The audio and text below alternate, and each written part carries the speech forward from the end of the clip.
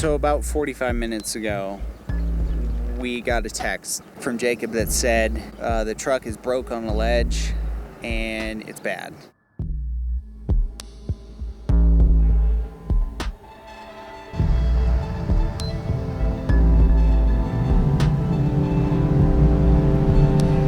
Steve and Chad went out to go look for campsites.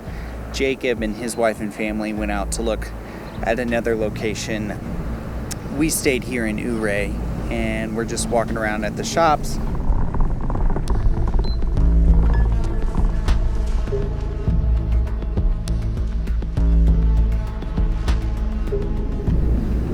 Chris was able to hike down here just a few minutes ago and tell us more about the situation.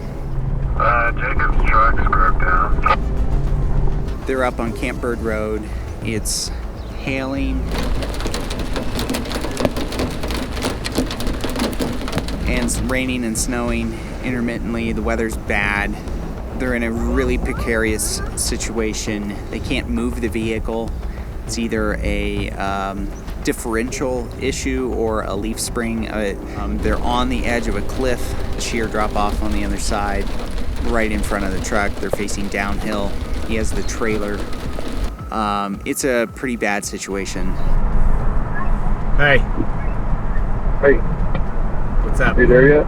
No, I am not. We got stuck behind I'm still on the $1 Million Highway, but we're probably, I don't know, maybe 10 minutes from the outskirts of Ouray. Steve and Chad are on their way back. I'm going to meet them up there at Camp Bird Road. We're going to try and shuttle Jacob's boys back down here.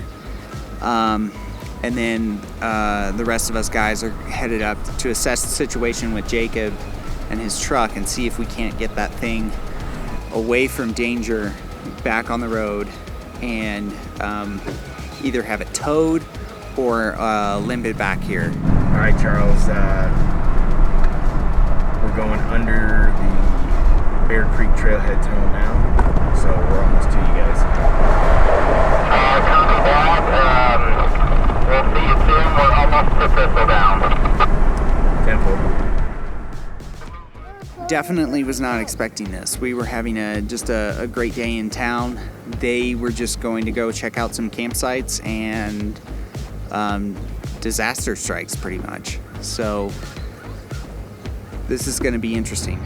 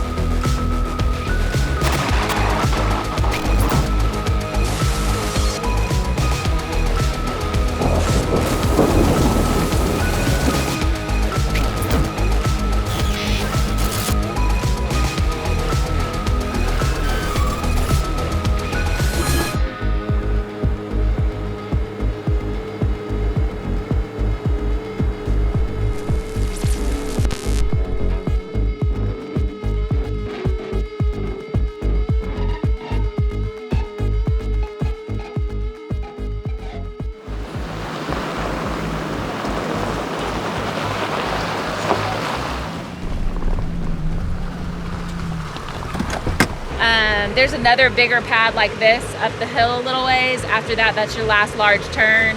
You'll have some small pull-offs, and then it's gonna narrow down to one lane, and it's out on a ledge, and it's turning a corner and you're not gonna be able to see. Keep going, you're just gonna wind your way up. There's no other options until you get to Jake. He is on, there's a rock wall here. There's about one car width space, and then his truck, and about that far, and it drops straight down into a gully where there's a waterfall. His pad is about the length of his rig, so you don't have much space, and as you can see, you've got a fair amount of comings and goings. So get the boys down, get the trailer off. I have a tow truck on standby, but we need to make that call pretty quick because weather is an issue, and we don't know how long it's going to take for recovery to get him out. Sure. So keep that in mind as you're navigating. We're gonna hang here and let y'all bring the boys back to us so they're out of the equation and y'all can work. Let's do it. Judging by the map, it looks like they're talking about Canyon Creek. Yeah, just keep going up and you'll see it. I've been up here before, it's pretty gnarly. It's just that cliff drop off is what freaks everyone out. Alright, we're on the move.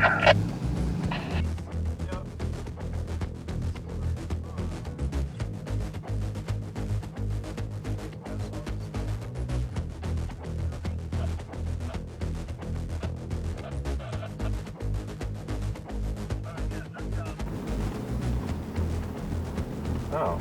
Alright, looks like we're down to one.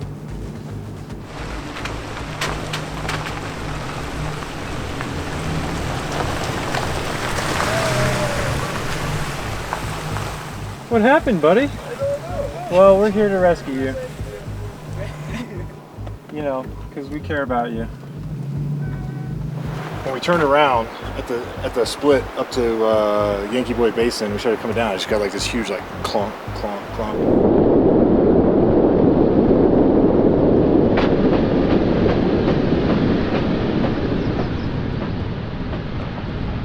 Thought it was a trailer or whatever. Stopped, got out. Nothing was wrong with the trailer. I pushed it. There's nothing wrong with the trailer. As I kept coming down, it got worse. Like something was stuck in the drivetrain.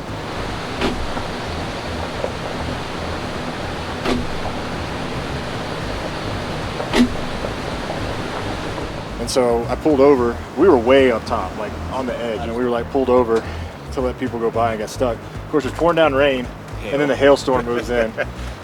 So I was like, all I could think about was that Black Bear Pass video. I was like, oh, we're gonna live it. So it just starts hailing like crazy. So a couple times I got out, crawled underneath the truck, could not find anything wrong. And so I would go like another 100 yards to the next little pull off when there was no traffic, and it was the same thing. It was this massive thud every tire rotation. Thud, and the whole truck would like shake. And I was like, oh, I lost some, I've got a tooth or something stuck in that ring of pinion. So we sat there forever, and then just like, what, 30 minutes ago? Yeah. Another guy in a Tacoma stopped, a guy named Chad. It was super cool. Yeah. We're all pretty cool. So he was trying to help, and he crawled underneath and looked at it. Oh, before he got there, I just pulled, because I thought it was the ring and pinion, I pulled some fluid. There was literally no shavings, no metal chunks on the thing, so I was like, it's not the diff. So we started thinking about other stuff. So I drove down about 100, 150 yards, and he walked beside me like 2 miles an hour, and just like, he watched the trailer, and he like was hanging underneath, and he's like, it's something back here, it's in the rear end. So for whatever reason, I think it was Kale's suggestion, he like was like trying the e-brake, and as I pulled on the e-brake, it would like go away and come back and go away and come back. So evidently what's happened is my e-brake has gotten stuck and the brake shoes are getting stuck, and every tire rotation it's hitting that brake shoe. The problem is we got to pull that brake shoe off, and it's stuck. Like when I pulled the tire off and touched it, it was on fire. It's hot. Oh, okay. So we do know it's that. So we know it. Well, it could be both. Gotcha. It could be both, but I started with that one. At a time. Yeah. Either way, I've got to change my fluid. I got dark on the way here. Armed with a reasonable plan, the team dives deeper into the situation, hoping the brakes are the culprit. Luckily, Jacob was able to acquire a safer pull-off spot to where the team can get somewhat of a diagnosis safely. Without being 100% sure, at least it's a start. But the Tacoma's problem is not the worst to come. So one thing to consider, not only are we on a dangerous ledge a little bit further down, but we have a storm rolling in. Thunderstorm and lightning on mountaintops is very dangerous, so we're having to keep an eye on that. Make sure traffic coming by is not causing any sort of issue, and also trying to fix this, so that's exciting. Yeah. After taking apart the driver's side and diagnosing, nothing seems to be out of place.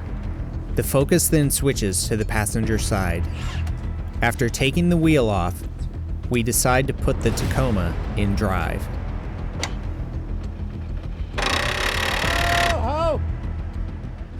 That sounds like a gear. Both wheels locked up and your drive shaft is still spinning.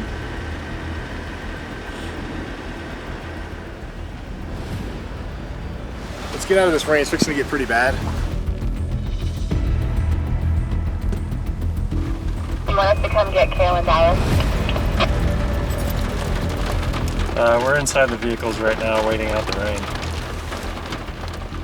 Yeah, I don't really want anybody else coming back up necessarily, but we may run Dallas. Have somebody run Dallas back down there. It really sounded like something was shredded, like a tooth on the gearing was like shredded.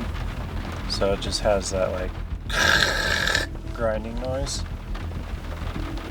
It really takes me back. Within a matter of 30 minutes, a brutal Colorado mountain storm rolls in, causing us to take cover and talk about our options. Cliff, that pass right there? Yeah. With the slick roads and the rain and stuff? Yeah, it just sketches me out.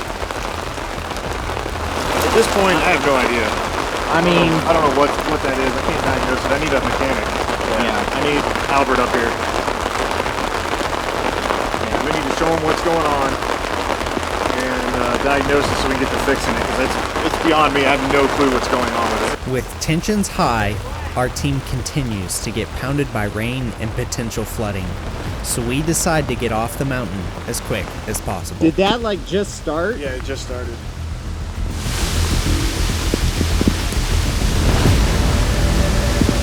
Our revised strategy includes transferring the trailer onto Steve's Tacoma, providing a safer means to guide Jacob's Tacoma down the mountain to a more secure location. As the rain eases up, but another storm is on the way, it's evident we must relocate. Let's work our way down the mountain. To that initial meetup spot, and we'll That's the goal. reconfigure there. That's the goal.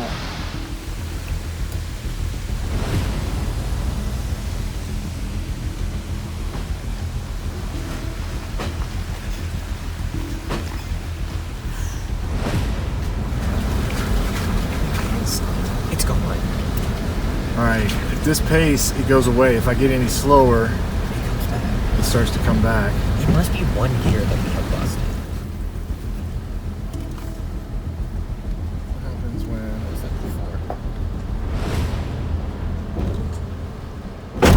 Ooh, that was not good.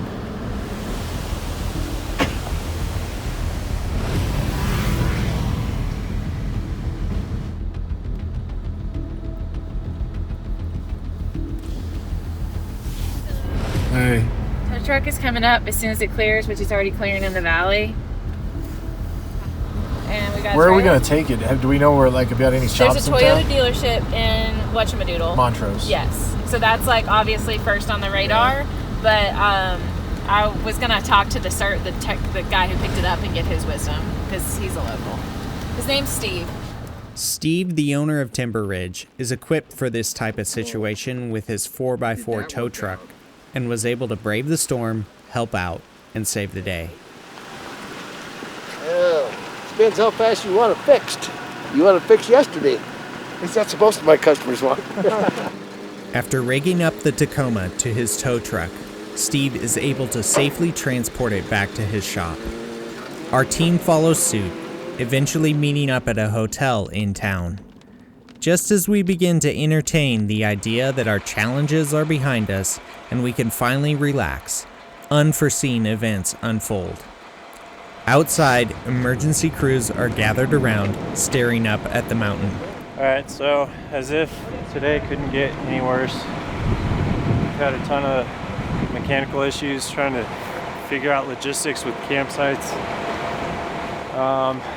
It's been a crazy thunderstorm that's rolled through, and some lightning has actually struck up on the mountainside and started a little fire. One kind of experience to another. Excitement, I mean, it's just mechanical failures and now natural stuff. It's just crazy. It's just crazy. This trip has just been one thing after another, man. We're already in such an amazing natural place, so to see something like this happen that's so infrequent, you know, and to see the people that live and work here every day this concerned it's pretty intense. Fire.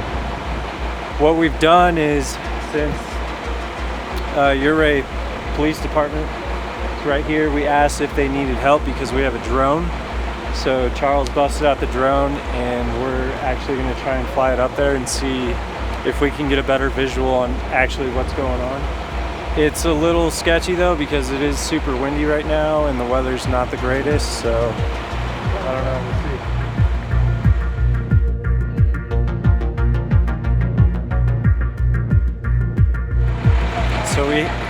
So what happened is we're trying to cheat the altitude programming for the drone. So if we land it further up and then take off again, it'll update the altitude from there. So what's happening now is there's a weak signal. So he landed it, he's trying to take off again, but there's a weak signal, so we'll see. We'll see what happens. We might have just lost our drone.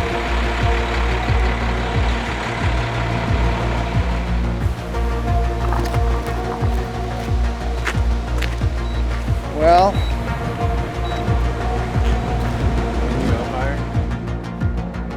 with no signal to take off and the battery running low, we try to gain more elevation in hopes to acquire enough signal to reconnect. It becomes clear the receiver is just too far away. Yeah, this is the way I want to go. yeah. I want to go off Oak Street, take that little side so we'll go back a couple blocks so we're not in the way of all this. Sure. And we'll zip up that thing and be like, I'll just stand by for instructions on where to go. Can you get up above it? Let's do it because we'll lose battery on the drone here pretty soon. So we're gonna try and drive up and get closer to it because right now I just don't have the signal. All right. So the only thing I'm afraid of is if we get closer, we're gonna be not within line of sight.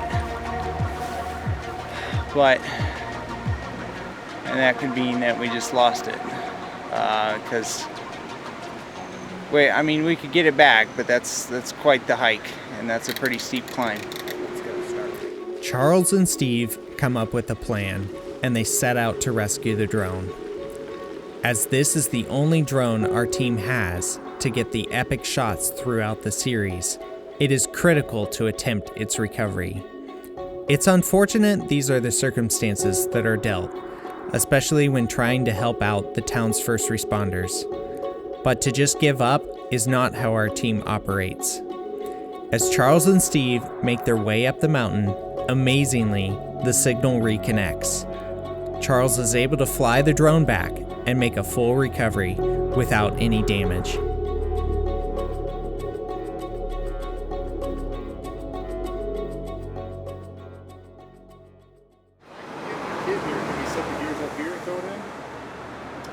Johnny'd be the one setting the gears up. The housing, everything looked like it was all right. Yeah, everything else looks good inside. All right, this morning we got a call back from Steve over at Timber Ridge. He's the one that came up and was able to grab my truck off of Yankee Boy after we got it down a little ways, and he's got the shop here in town in Ouray. So we talked to him, and basically the ring and pinion is just destroyed. Somehow we destroyed a ring and pinion going downhill at 5 miles an hour. I don't know what happened. So right now I've got to get an entire third member with 488s and preferably an ARB shipped out to Ouray soon to get it put in and get it fixed. They cannot or will not set up the gears if I just get a kit, so I'm trying to find an entire third member to get put in there that we can pop in. If I can get one shipped from somebody, I'll pop it in and be good to go. But we don't know what that's going to look like. So I got to spend the day. I've got to spend the day tracking down parts and tracking down that rear end. And then overnight, while my truck was at the shop, I guess a bear decided to crawl into the back of the truck and rip the lid off of my fridge freezer and take all my food. So it just... He wasn't a vegetarian though, because he left the corn. So, but the fridge and everything's all right. I got a bunch of big bear paws down the side of my truck, but there's no like major permanent damage. So I don't know. Hopefully I can get some parts in today. We got the fridge put back together. So hopefully I can get it put together in the next 24 to 48 hours and get back on the road. And Oh, what a day. What a day, what a day. It's only 8:30. Huh? It's only 8:30. I know, we woke up cold and wet, and now we're having to deal with the bad news of Jacob's truck. it'll be a good day. But we got to get there first. So I've got a local shop that can install and set up my gears for me. So basically, we gave them your information, and he's going to be contacting you within the next hour. He's just going to purchase the gears directly from you because they have a policy on outside parts. All right, so that was Matt at East Coast Gear Supply. Give me the estimate number. He's giving us everything under Mill Creek's pricing too, so it saves us several $100s, but he's going to expedite everything once Jim from the shop in Montrose gives him a shout, and they'll overnight all of it to Montrose to the shop. Jim and then we'll set it up, and then we'll throw it back in there and go from there. But either way, all we got to do is take that third member over to Montrose to the shop, and the gears will be the whole set will be overnighted over there. They'll put it together for us. We'll bring it back, throw it in, good to go. Yeah. Easy peasy. Unless the bear decides to eat my truck again. No, like I obviously don't mean easy peasy. No, I'm messing with you. Oh, snap your fingers in. But no, the fact that it's 10:42 on the day after this happened, and we already have a plan and parts coming and in motion, we're good. The only thing that gives me heartburn is making sure that Jim orders the right parts. Rockworks 4x4 over in Montrose. They're gonna set up the gears that we're having overnighted from East Coast Gear Supply. So they're sending us a ring and pinion, an install kit, and a differential carrier just in case we need it. We're gonna pull the third member, take it over there to them, and then they're gonna set it up for us, and we'll pop it back in the truck, hopefully get Jake back on the road. Hopefully they can get us the gears and everything in time. I gotta call East Coast Gear Supply right now and get the shipment overnighted to Rockworks in Montrose, so we'll see. So today's been kind of another down day. We're trying to figure out all the logistics with Jacob's truck, and in the meantime, we kind of have some downtime. So Steve and I are in town doing a little bit of shopping and being some tourists. So it's been fun.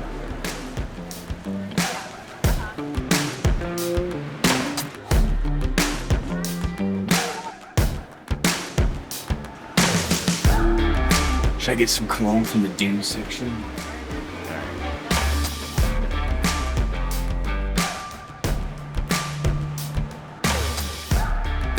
Start with the flag, and then kind of start to pan, get story block, the old-timey building, and then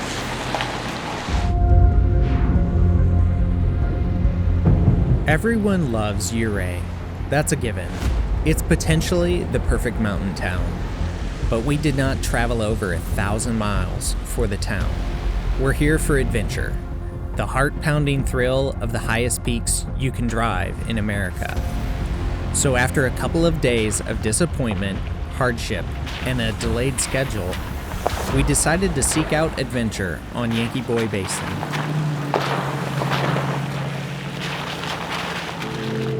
Yankee Boy Basin is another iconic elevation climb reaching 12,526 feet, with some of the most breathtaking views you'll ever see.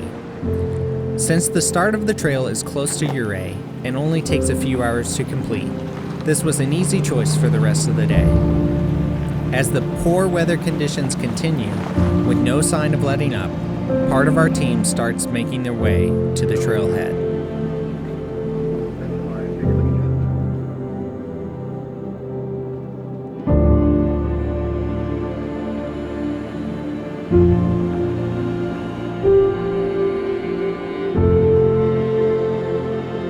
We're out here exploring. This is pretty cool. There's tons of fog. Cloud layer is super low. It's raining.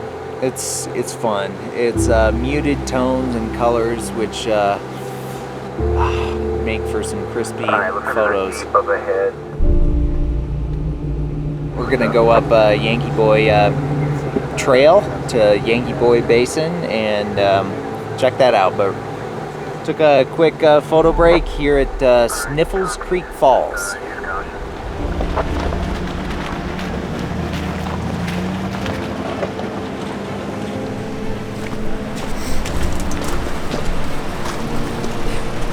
Yeah, we see you.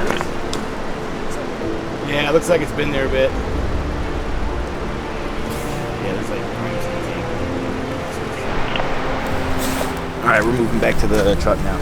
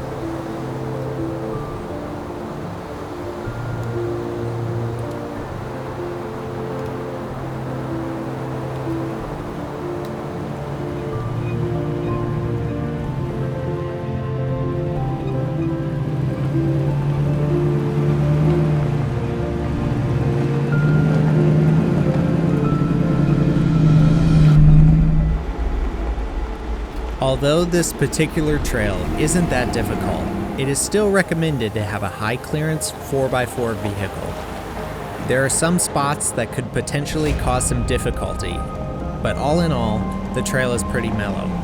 You're just casually taking a stroll up a 14,000 foot mountain with some switchbacks here and there. Even with the rain from the past couple of days, the trail was still not as challenging as we had hoped. But threw Albert for a ride as he's dialing in his suspension after the fresh build.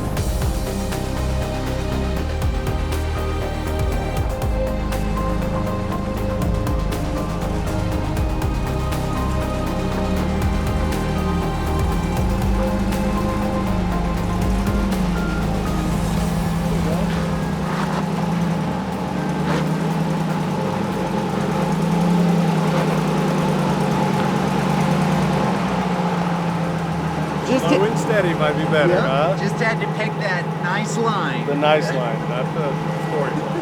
5.5 miles is East Dallas Creek. There's just like a kind of a loop of trails up there. And you come back down. It's a good one. Good times. Hey, Lori, do you want to see why you got mad at me? Like, I almost jumped out of the truck. Show him. Show him. Oh, you saw it? Did you hear me scream? What happened? The center lock on his differential is not working, so he's having to pick his lines and his momentum and speed and everything accordingly, and it got a little bumpy back there with a line he took. Got a little wheel lift. Got a little wheel lift. The wrong way, right? On the wrong side.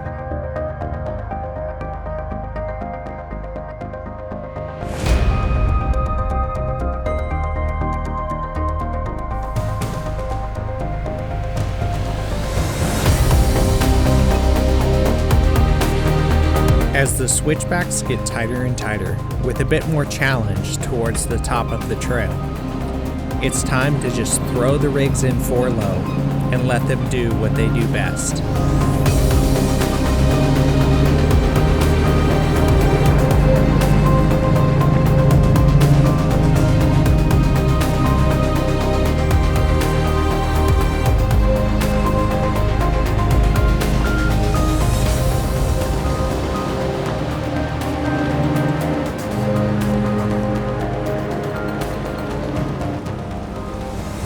As we continue our approach, we come across some gentlemen that are running on fumes. It's unfortunate that this happens, especially on a mountain, but our team is always prepared. So we decide to lend a helping hand and give them what we had for spare fuel. This is a great example of why we always carry spare fuel, regardless of perfectly calculated mileage. Sometimes, things just don't go according to plan.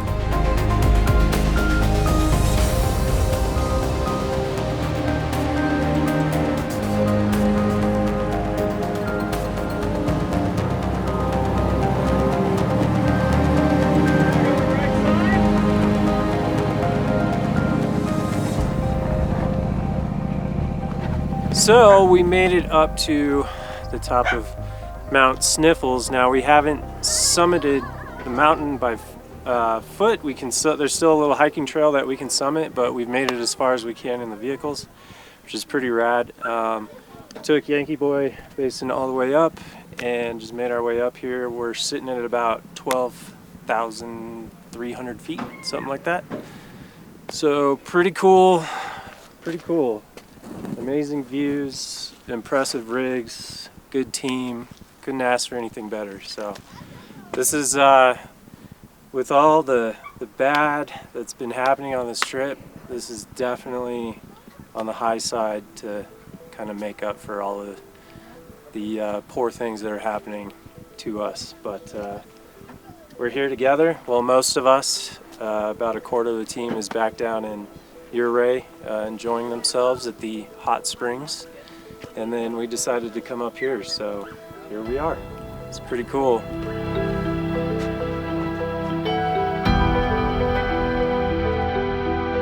Man, is it so worth it. Just coming up here, enjoying the amazing views. When we made it up here, the fog still hadn't lifted. So we came up in the fog and we couldn't even see the peaks of the mountains. Now we're headed back down, the fog's burned off, and it's just amazing.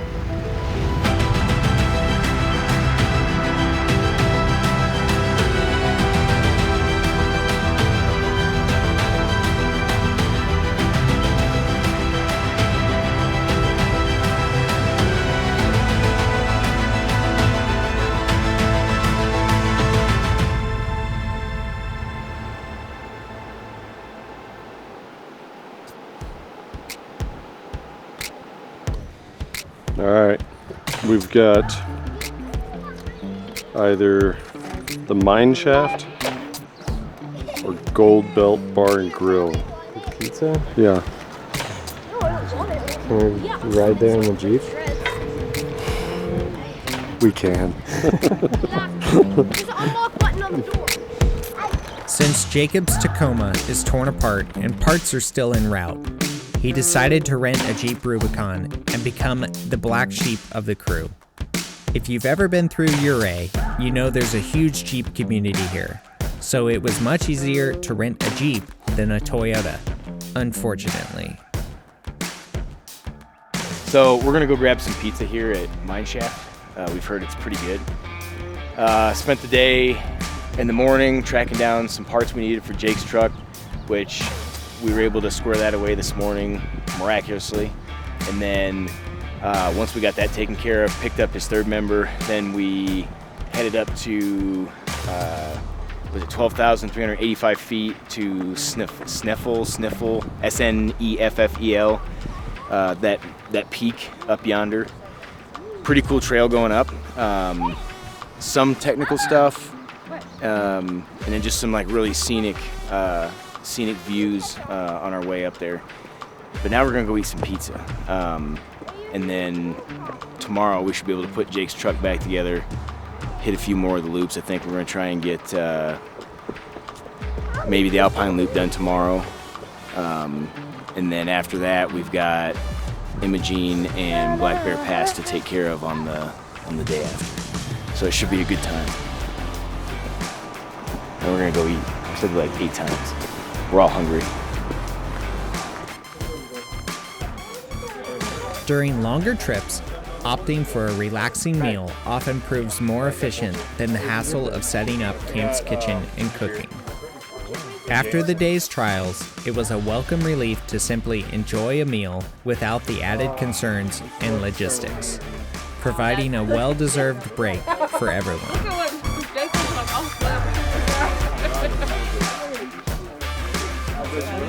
Appetizer has arrived. Our appetizer has arrived after the meal.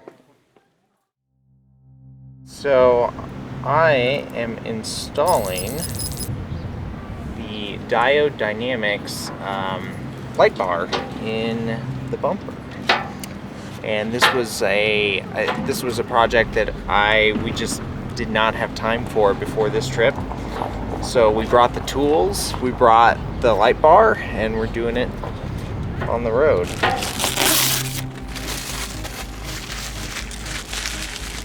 Update on the busted Tacoma. The ring and pinion are destroyed. Still don't know how I did that, but they are destroyed. There's 5 teeth missing off the Nitro 488 ring gear that I had. Looks like the carrier, the ARB carrier, is fine.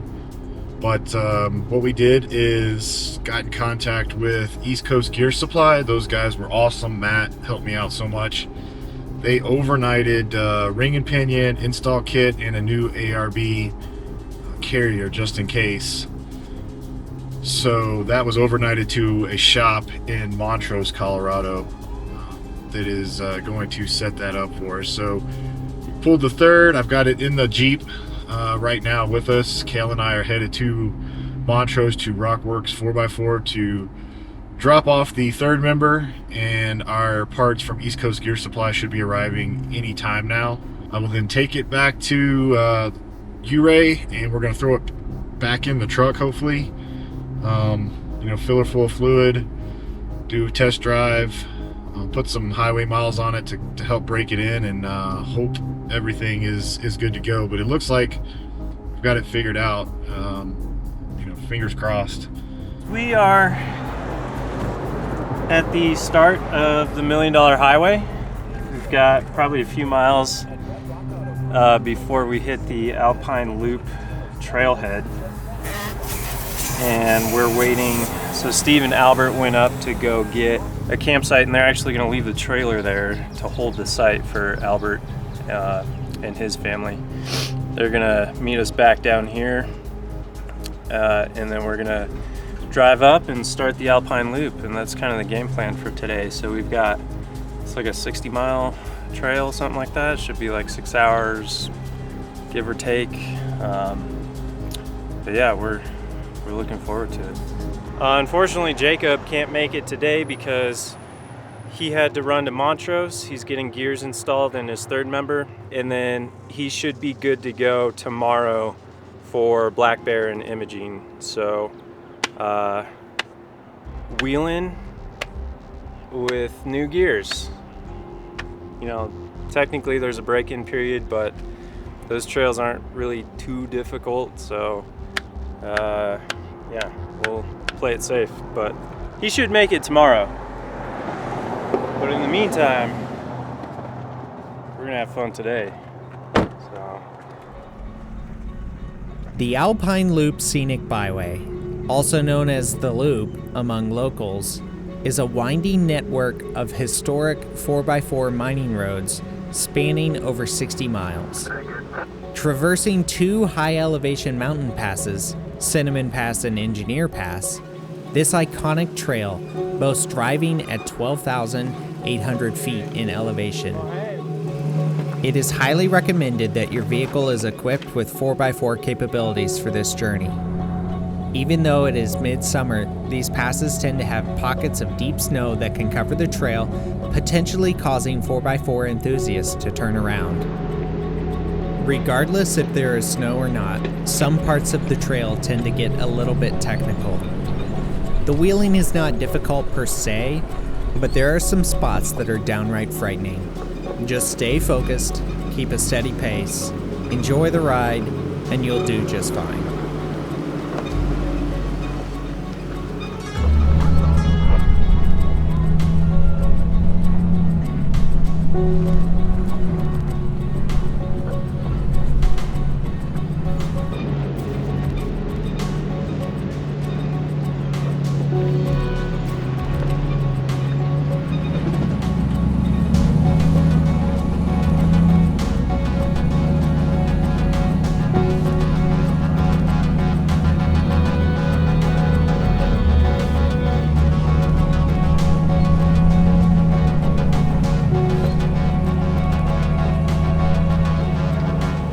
There are numerous switchbacks once you start gaining in elevation. It's pretty common driving these mountain passes. Black Bear Pass is infamous for its switchbacks on the way down to Telluride, but some passes tend to be more difficult than others, and this really isn't too bad. We like to play it safe and have a spotter regardless. You never know when other vehicles can be approaching from the opposite direction, so it's always safer to have a spotter out when approaching a blind corner, depending on the situation. This particular tight corner has 2 lines upon approach. Take the inside line and climb some rocky terrain, or take the outside line that is very tight and places the passenger side of the vehicle extremely close to the cliff. One wrong misplaced tire and you'll find yourself tumbling down the mountain. We chose the inside line. It's a shame the camera never does terrain like this justice. Soft bump.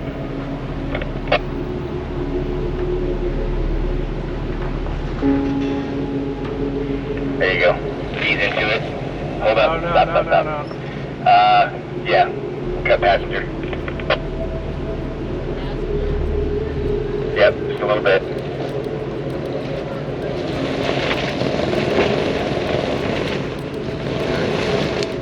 Back up.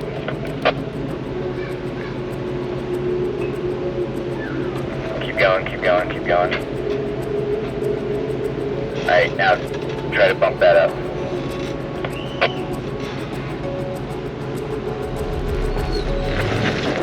Good job, bud.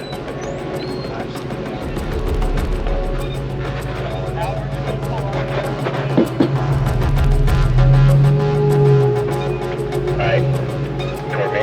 You're gonna bump up. Alright, now your front's up. Yeah, if you want to move and move him. Straight toward me, good job. One more bump. There you go, just hug it around.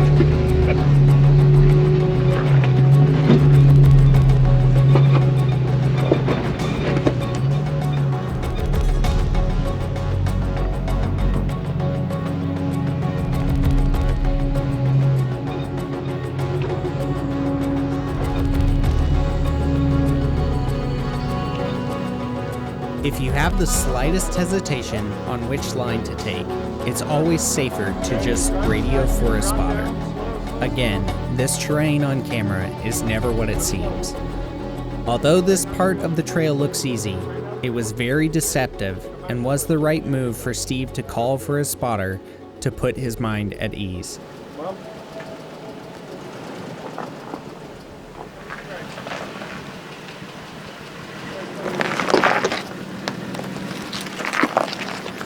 So I can smooth out after this. You got it from there?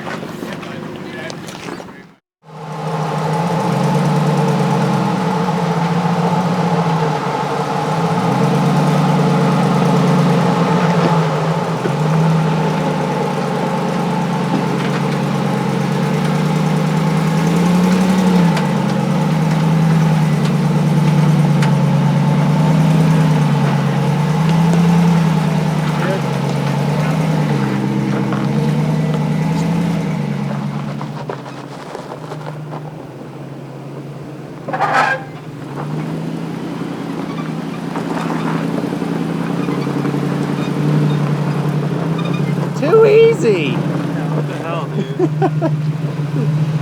That's awesome. So, I have put an 8.2 axle diff size in my rear. Originally, this comes with an 8-inch with 373 gears. I'm running 456s with an ARB air locker. It's just like crawling, man. Low gear. It's awesome. Love it. As we continue to ascend, the thrill of these mountain passes become increasingly apparent, solidifying their status as the iconic destinations that attract visitors from around the world to this region of Colorado. Similar to the scenery of Yankee Boy, reaching the summit reveals stunning views that leave one in awe. It's hard to keep your eyes on the trail with views like this. The vast beauty of the landscape really drives home why Colorado is such an incredible destination.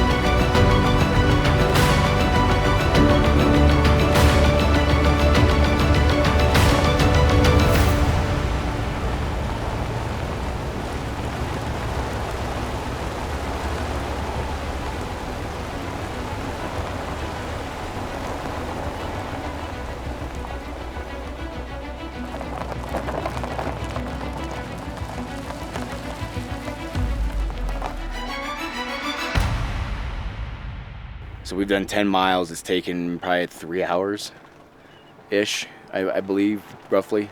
Something like that. And just out over here in this valley is the British mine. We're gonna hop over and snag some photos of it.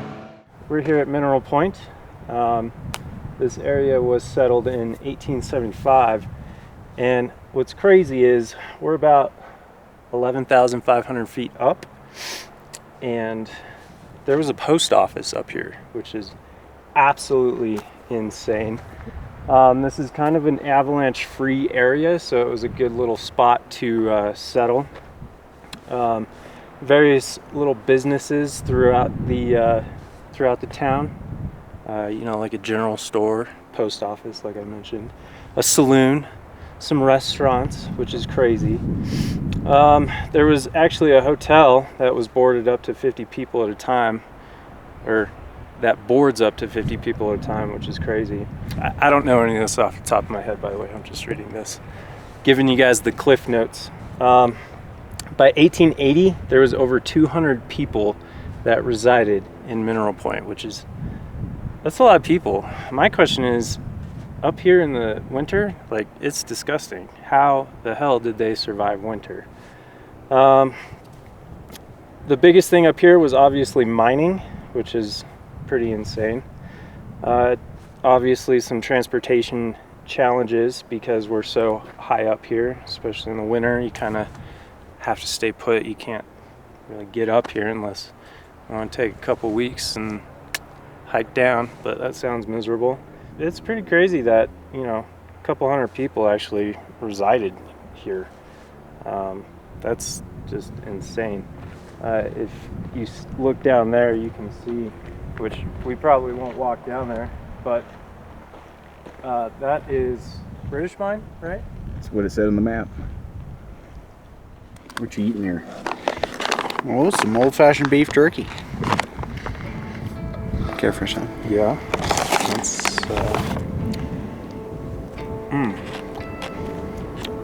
really takes me back to 1800.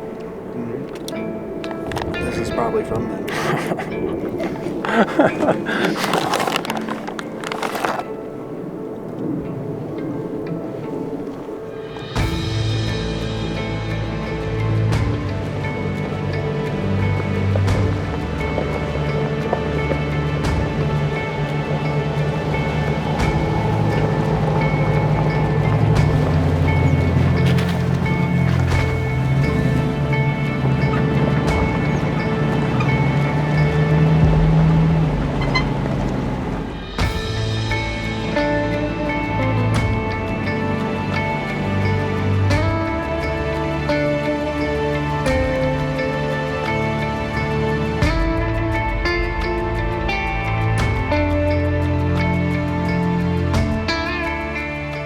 We are headed down Cinnamon Pass. We're gonna drop into Silverton, and then we're gonna take the $1 Million Highway back to Ouray and call it a day. We didn't get to, unfortunately, we didn't get to run the whole Alpine Loop because just didn't have enough time. We got to get back to camp, check up on Jacob, make sure that his third member is good to go, so that way we can pop it in and he'll be ready for Black Bear Pass tomorrow and imaging. So Alright, we're good. we're trying to find the fastest route to get back to town, and Alpine Loop is not that, because it's a 60-mile trail and took us a few hours to go 10 miles to the trailhead of Alpine Loop. So we're just making our way.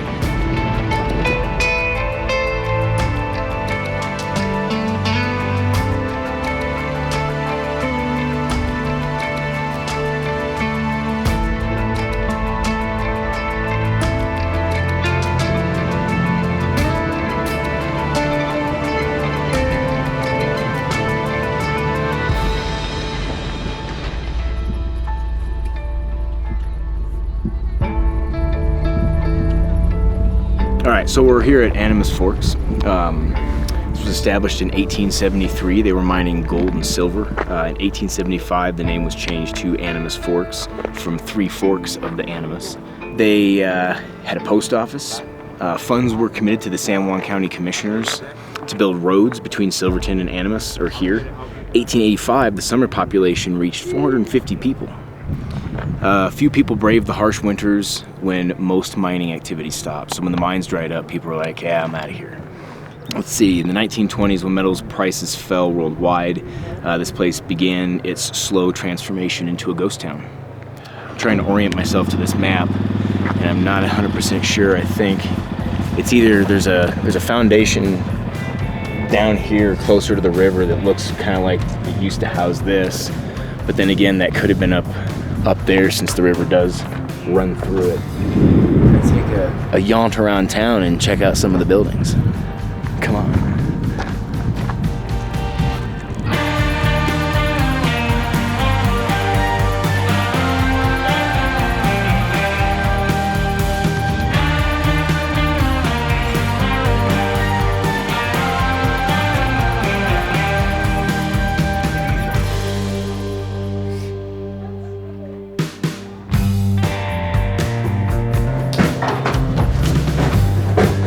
This is the home of a simple man.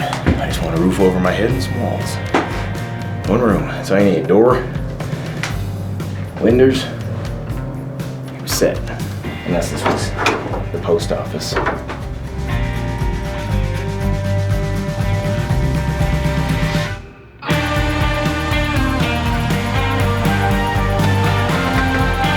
that must have stank.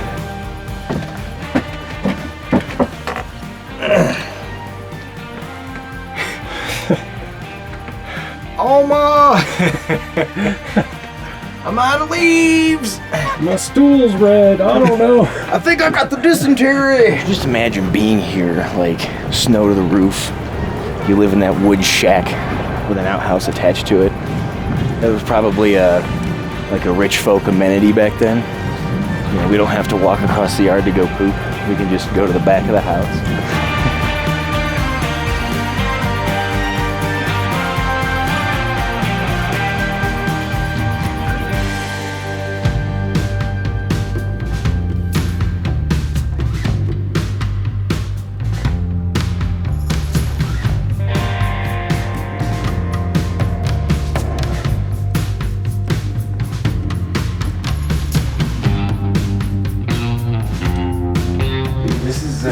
This is living. They could look out the mine and be like, is everybody being productive today? Or are they slacking off? It's got a pretty awesome view, both, like, pretty much the whole area. After descending from Cinnamon Pass, we pause in Silverton for a quick meal before embarking on the brief journey back to Ouray. Oh, we just missed by 5 days we missed the anniversary. Well, we're here in Silverton, Colorado. You look like you're from here. Maybe I am. In spirit.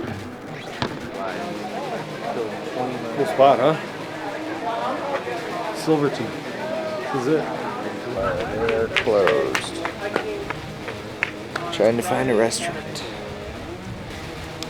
Seems like literally 10 minutes ago, I rolled into town, the whole place was like hopping. And then now it's almost like...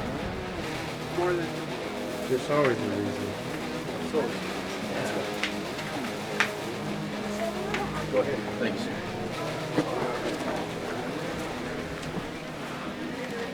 Next time on Season Alpha.